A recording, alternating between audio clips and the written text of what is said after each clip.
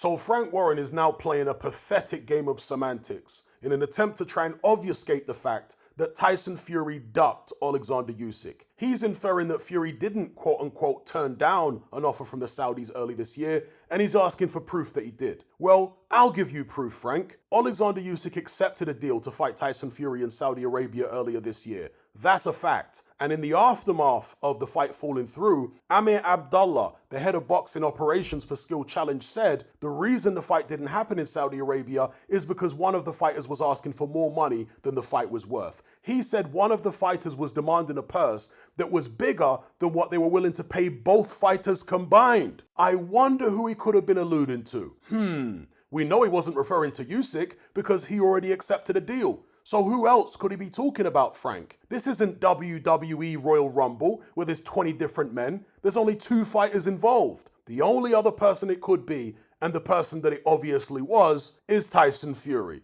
He priced himself out, which is the standard way of turning down a fight while retaining plausible deniability.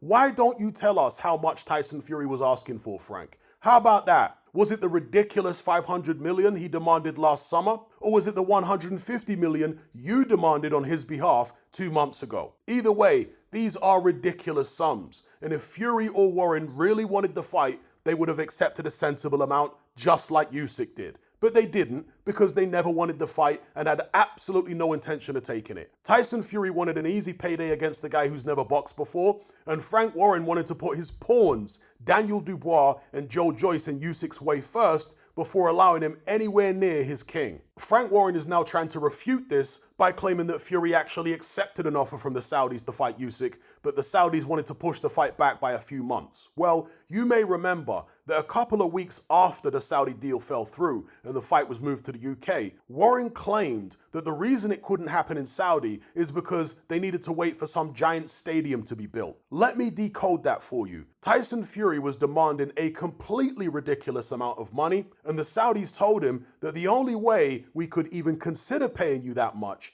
is if we did the fight in a giant stadium with astronomical ticket prices. Problem is, we don't currently have a stadium big enough to sell that many tickets. We are constructing one, but it won't be complete until summer. Meanwhile, Alexander Usyk had several mandatories due. In fact, they were overdue, and Frank Warren knew this. So all this talk of incomplete stadiums is absolute bollocks. It was just a stalling tactic to try and shake Usyk off. Fury and Warren hoped that after they priced themselves out with the Saudis, that Usyk would walk away at that point. But he didn't. He kept pursuing the fight despite knowing he'd have to take a massive pay cut with the fight being in London. So Frank Warren and Tyson Fury's next tactic was to go back on their word and reduce Usyk's split from 50% to 30% in the hope that that would make him walk away. But much to their horror, Usyk accepted that split on the proviso that Fury donated £1 million to Ukraine. Fury, of course, refused to do that. And in an act of absolute desperation, he concocted a lie that Usyk was trying to insert a rematch clause in the contract